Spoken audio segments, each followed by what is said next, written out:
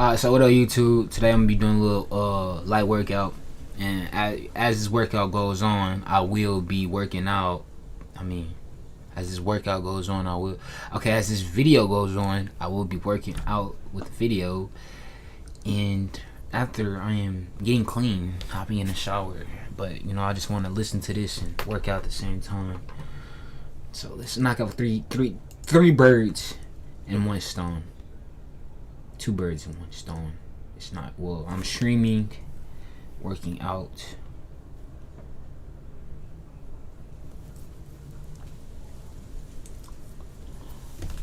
And I'm learning something. Yeah, okay, so three birds with one stone. Alright. Figured it out. Let's get it. This is it. This is truth. I hate religion. I thought that Christianity was something that was made to control. I don't know about the policy of taking your shirt off and working out and all that, but so that was my belief system at the time. I gotta work out. And obviously, in and around that time was the first time my group did Britain's Got Talent. We got to the final, and I started a new group. And what it was my group was called Nemesis, and we got to the final of BGT back in 2008. We made a group called KNE. So the guy's name is Kyle. We were called Nemesis, so this was Kyle Nemesis Entertainment. And it was a mixture of like live vocals and I got inside the room, so I remember I got into bed and I lay down. I'm trying to get rid of this. And immediately I felt my soul get ripped out of my body, and I fell very, very, very quick. And I remember looking at that and thinking, this place doesn't look good. I could tell that it was demonic. Wherever that was, it was very, very demonic. And then it went pitch black. And when I tell you this darkness is, you can't even see your hand here. So basically the winning of the show, the money, the house, everything. What do I need to do for this? And out of the darkness, even though it's pitch black, I could see very clearly this scroll appeared. And it was a white scroll with gold trim around the edge. And it was a contract that I had to sign in blood. I was now seeing it for myself. And I knew immediately what that meant and what it was. And immediately I felt myself fly back into my body. And then I opened my eyes, looked to my left, and there's this demonic entity. It looked about 4 feet tall, jet black, standing next to my bed looking at me. When you're around these things, you get this immense feeling of fear that you can't even move, like you can't do anything. You're just stuck, almost like you're paralyzed. I'm not okay. I'm really not. Like, what did I just see?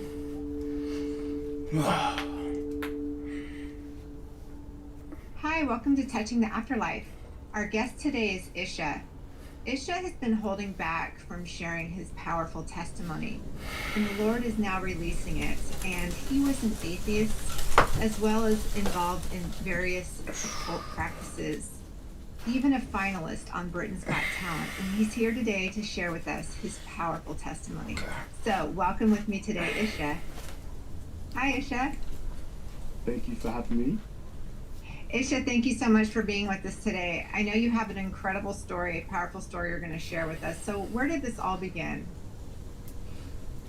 Honestly, I wouldn't even know where to start, because I've always been quite open to the spirit world.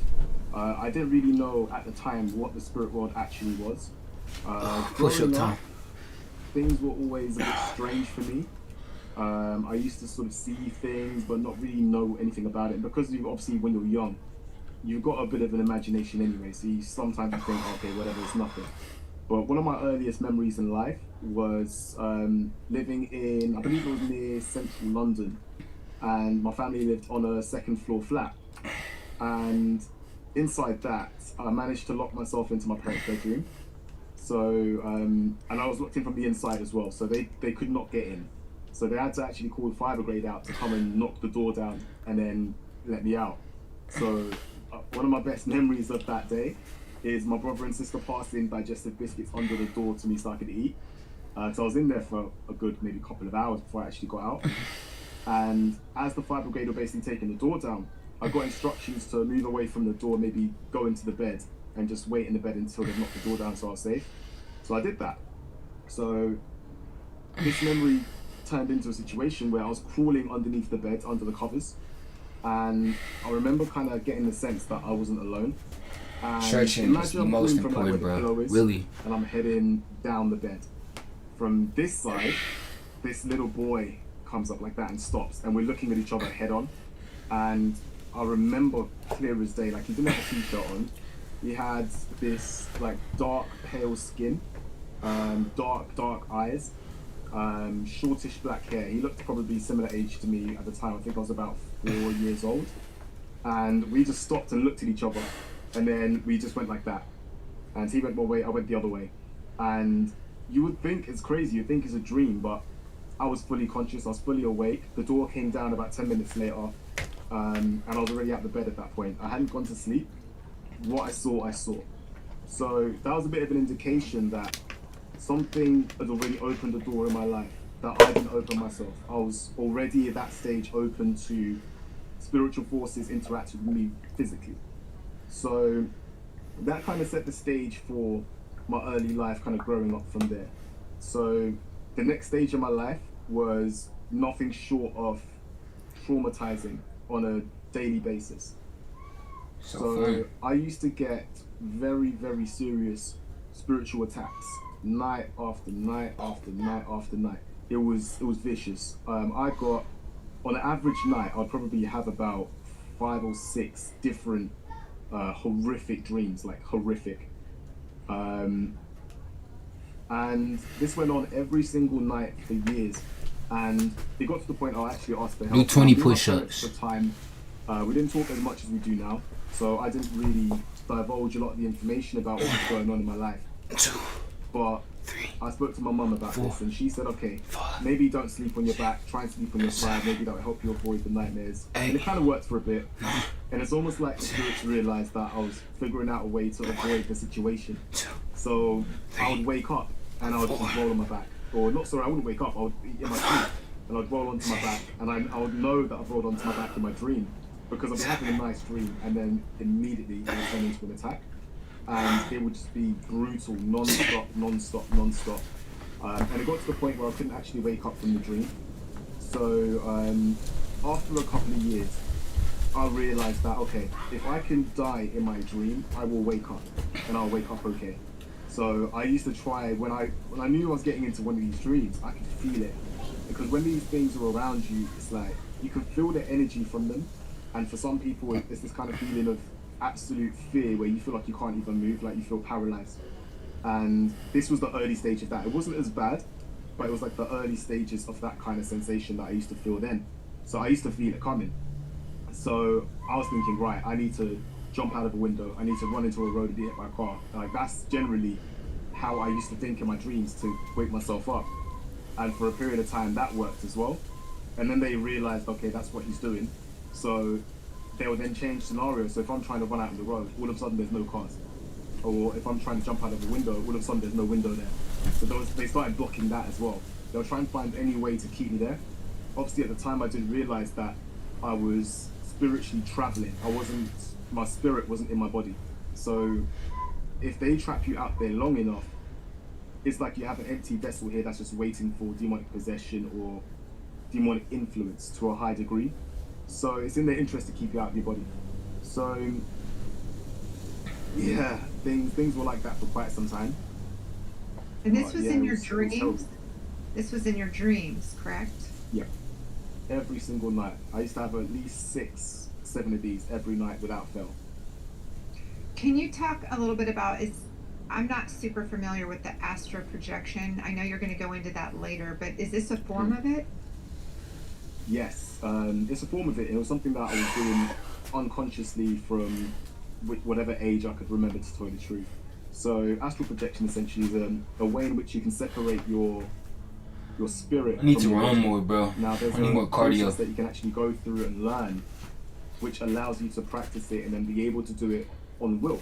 So I used to be in communities of people who used to practice it, and they would manifest in your room if they wanted to. And it was really strange actually, because I knew that I could do it, and I knew it wasn't because I was training to do it, but it was almost like a switch I couldn't turn on or off.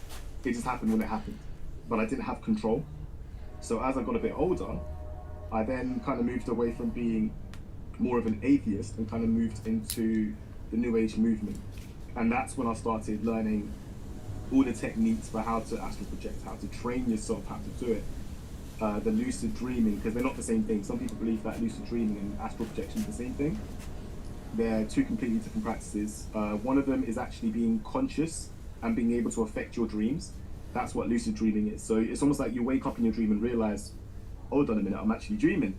So then you can start manipulating your environment to have a better experience in your dream. That's what lucid dreaming is. Astral projection is when you physically remove your spirit from your body to the point where you can actually stand up in your bed, look at your body as if you're dead. Like some of the testimonies I've seen on your channel before, where people talk about, oh, I feel good, my chest doesn't hurt anymore. And then they look down and see their dead body and they're like, I'm gone. It's similar to that basically, except it's a conscious choice you're making to separate your spirit. And you can actually see your body, you can see everything in the room around you, but things look different. It almost looks like you've got supervision, you've got powers you wouldn't normally have. You can fly through the ceiling, you could just float away. You've got amazing vision. I can see into people's houses. It's unreal. It's something else. But I didn't do it for the purpose necessarily of traveling.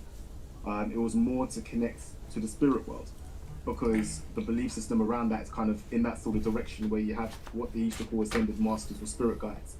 So that was the kind of direction I went in, but I'll come back to that in a bit. That was kind of the next stage of life, but yeah, it kind of developed through a YouTube channel that I used to watch, and ironically the channel that got me into it was also the channel that freed me from it at the same time. Over a period of about 4 or 5 years, I think, I went in and I went out through the same vice that locked me in the first place, but I'll come back to that shortly. But just kind of going back into like the childhood sort of neck of the woods. So after a period of time, the nightmares got severe, and I was trying to figure out ways in which I could manage them. Now, one thing that I always found interesting about a lot of my nightmares is I always felt like I was falling.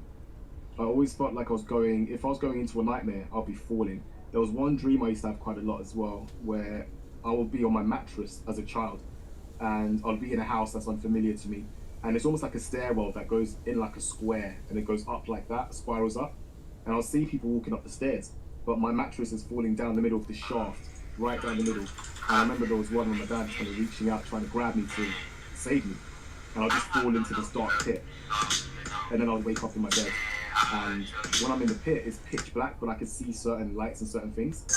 And then as my eyes adjust, those lights and things, like the light from my alarm clock, for example, like a red light, I'll see something else, and it'll be like another light that's coming from the street light outside. It kind of indicates that I could still see things, but I was halfway conscious, halfway not conscious, but I was still seeing it. So it was like the early stages of me kind of being familiar with the fact that there are things out there that aren't easy to explain. But because I wasn't a Bible reader, I didn't really engage with that at all. I actually hated the idea of religion, because I hated going to church. My mum was raised Catholic.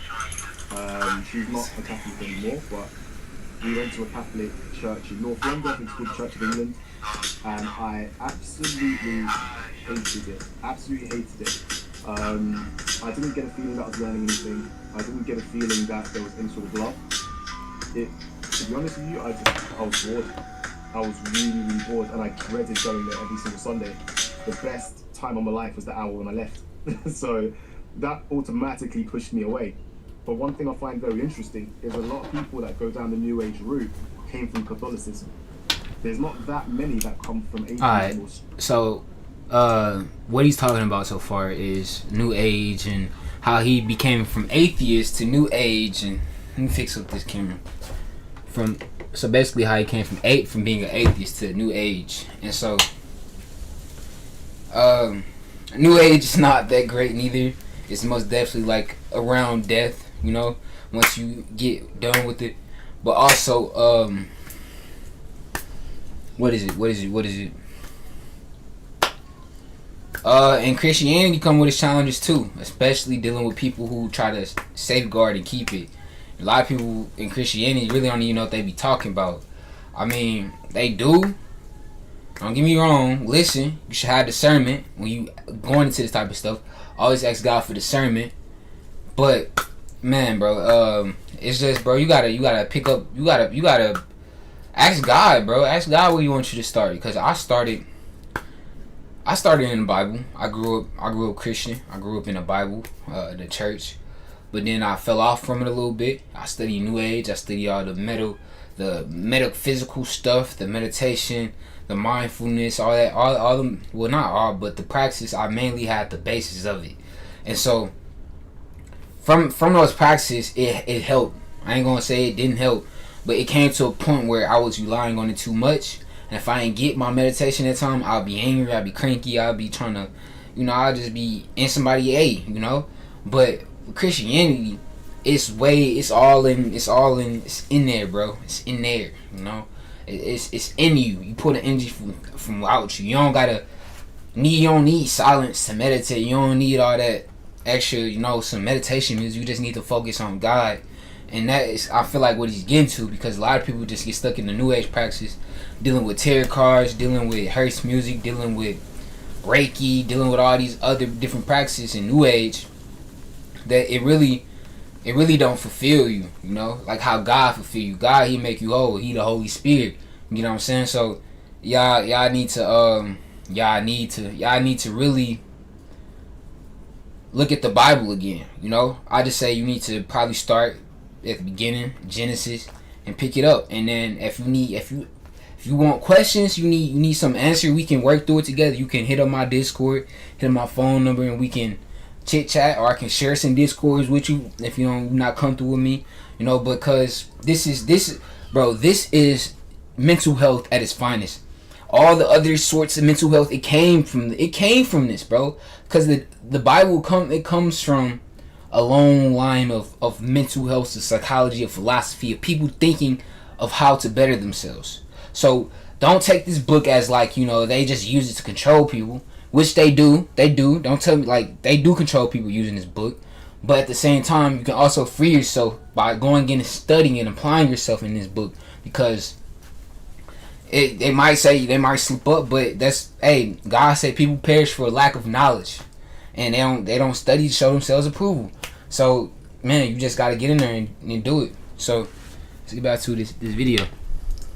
Strict atheism. A lot of these guys used to be Catholics or Mormons who that's his workout. Realize there are things wrong with their sect, and they look for something, and they tend to look for the thing that's the most opposite to what they were raised in. And the New Age movement is absolutely perfect for them in a sort of way, because it just accepts everybody, and it puts power into your hands to say you are the God. It's your energy. You can manifest whatever you like. Similar to Scientology, all of these sort of New Age sects have very similar ideas. They're all very separate, but they all lead in the same direction, which is you are God.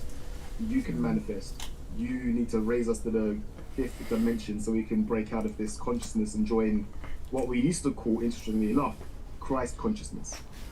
And that was the field we needed to get to for perfection, where we then become creator gods and we're happy and we can create our own environment. And that's the kind of direction the New Age movement was going in.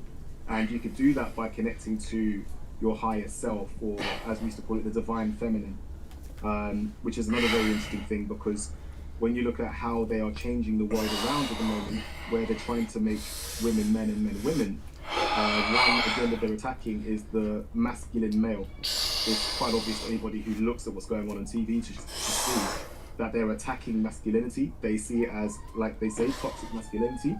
They don't like it, and they raise the idea of women becoming men in that aspect. And it's just another attack on God's order. It's just about removing the ideology of what a man was meant to be. Man, bro, you start to feel good when you look good. Come together, and it's an attack on that. So all of these practices, as you come out of it and you see the truth, you see the reasons why certain belief systems are in place, and how what do you say? You away from God. What do you say? Listen, bro, y'all need to listen. Far away from the Lord as humanly possible, and put all of the power into your hands. And that is the direction I took as my next phase. So it was pretty intense. So the next kind of part kind of then led into all the astral projection, and then I flew out to Ireland and had quite an experience out there as well. So yeah, it was pretty intense. That was in and around sort of 20 more push-ups I'm about to do, and I'm about to do some sit-ups. Wow. I think it's interesting how the devil tries to play from this playbook of, I'm going to meet a need that you have, a longing, an emptiness, Right And there. it starts off looking good, but little did you know how demonic it is. So tell us, Isha, how it went from there at 13. What happened next? Yeah, so I went from where I was at that point, and I was like, yep, I'm just fully atheist. The dreams were still quite bad. And then as I kind of grew, what really triggered it? So this was probably nearer to about, I would say, 16 years old is probably when it started.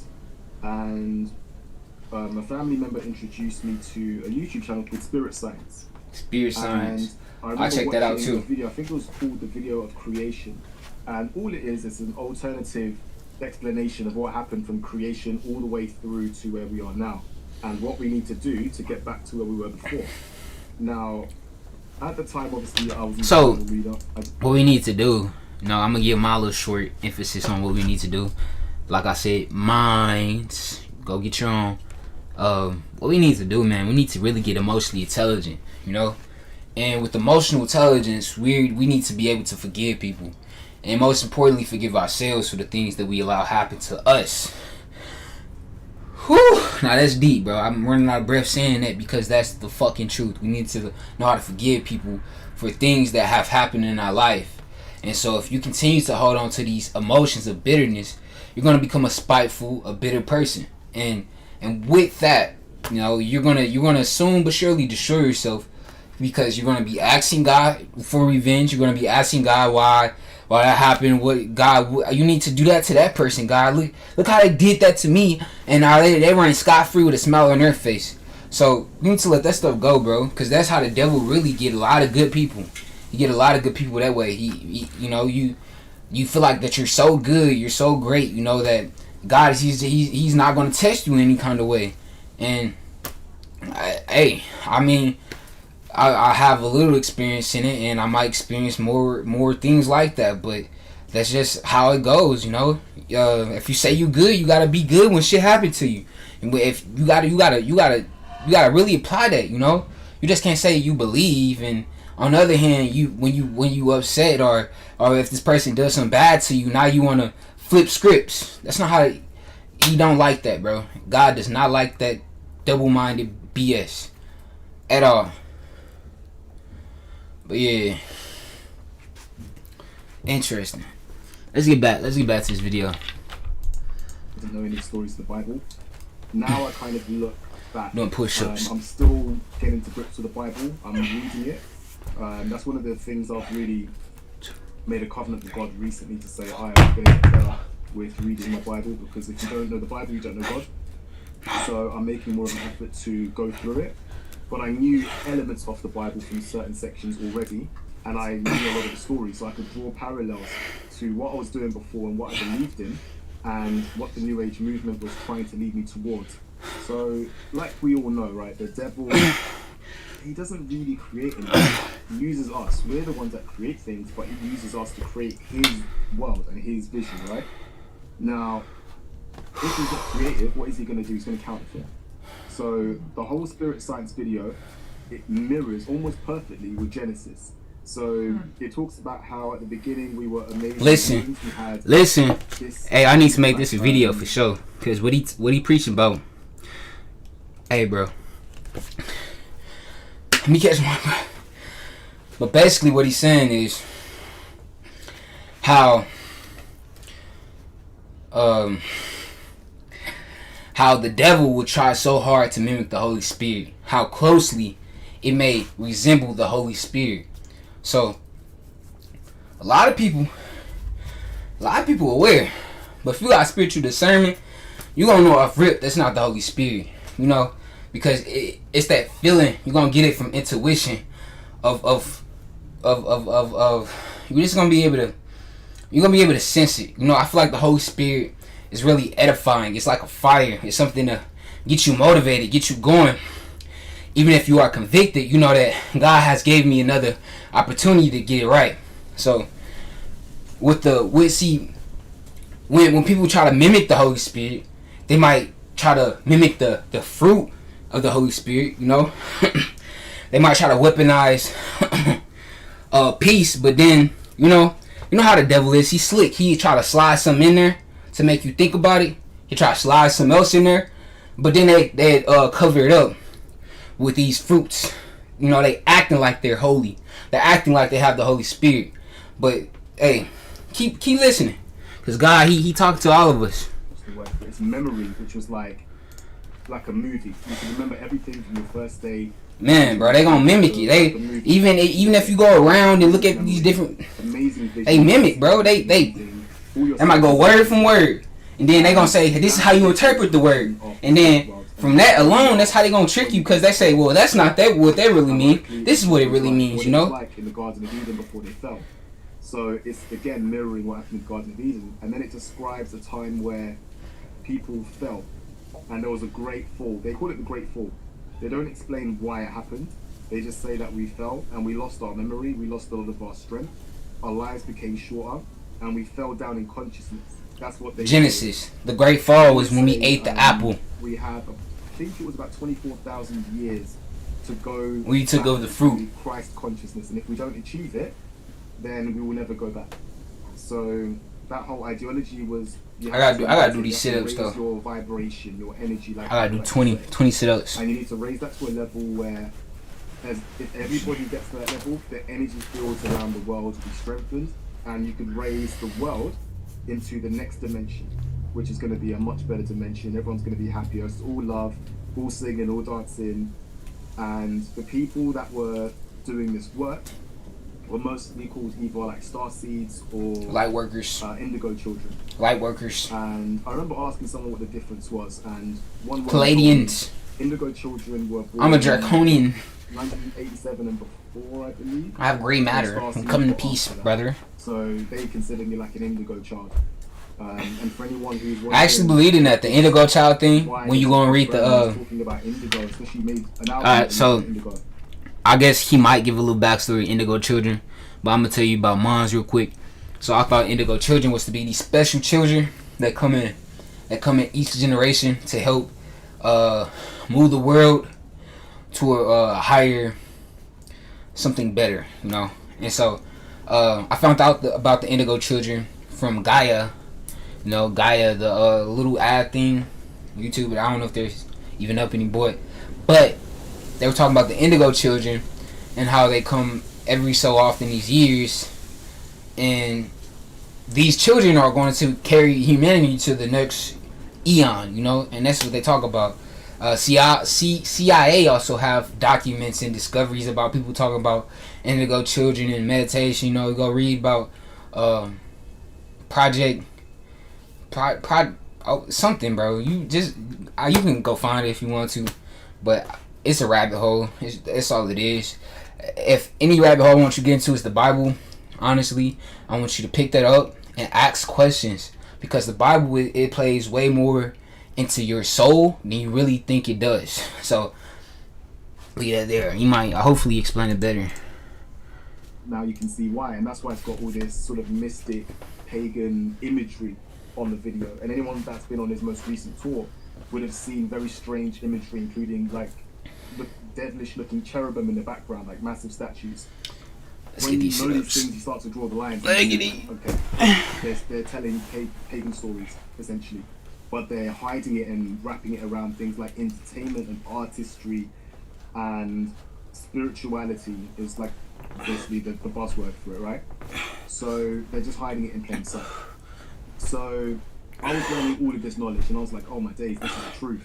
This is it. This is what I can do, because people always want to get their hands on something that's tangible. They don't want to have faith. People want to have control. Listen, they don't want to have faith. They want their hands on something tangible. Right, to say, I did this, I did that, my work. That's exactly what's going on today. People they just want something they can touch, they can feel. They believe, oh, well, they want to have faith. Why is God holding out on me? That's the lie that Satan told Eve in the Garden of Eden, and it's the same lie that he's telling us now. You guys have got this. You guys can do this yourself. You need to raise your consciousness level. You've got to work hard on that, and together we're going to come up to the fifth dimension and live amazing, beautiful lives. And a lot of people that believe that will then wake up in hell, and they're not going to be happy that they were deceived so easily. And I went all the way down that rabbit hole, and it all leads in one direction. Once you go down that way, it leads down to the alien deceptions, and I found my way to things like the Pleiadians. So there's a whole belief system of aliens in space. You'll probably see it from ancient astronaut theory and stuff like that. It's always on History Channel and Sky, interestingly enough. And they'll talk about things like this, like the ancient civilization, and they'll always attribute it to aliens, but never do they consider the fact that these aliens could actually just be demonic spirits from another realm. They always have to say it's aliens, when in reality it's just demons and fallen angels. They're essentially the same thing. It's just Hollywood has trained people to see aliens as one thing and demons and God as another. So we need to bring those things together because they're damn. That's hey. Hey. I used to watch videos of people channeling. What he just said was golden. Pause, bro. What he just said was golden. And the beliefs. Let's give a break for that, bro. What he just said was golden. He just said Hollywood, bro. You know, live action, camera roll, Hollywood. They are purposely splitting the aliens from the demons. So if an alien do come, we don't think it's a demonic attack. We just think it's an alien. Peep, bro. Peep game, bro. That's how you getting us all, bro. They just splitting it. Conquer, divide, conquer. System around that is there's an alien galactic federation that it wants to help mankind, and we're trapped in this prison and we can't get out of it. So they're basically trying to help us spiritually. They're going to send people down to help us, and they're going to raise the consciousness level so that we can break out of this 3D prison and come into the 4th dimension and the 5th dimension, and then join our space brothers and sisters in a better life where we can travel around the solar system. That is kind of where that belief system goes. They also have things like the Archons. They believe in the Anunnaki, which is also on the History Channel on the ancient alien theories. They believe the Archons and the Anunnaki were the ones that actually created mankind.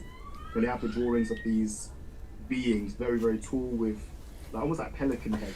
Alright, so it's already 30 minutes into this. I'm gonna go ahead cut it. Temples, pyramids, if you know, if you want to go check out the rest of this video, because I'm gonna finish watching this, but I want to make this video. So yeah, check this out. Make sure you subscribe.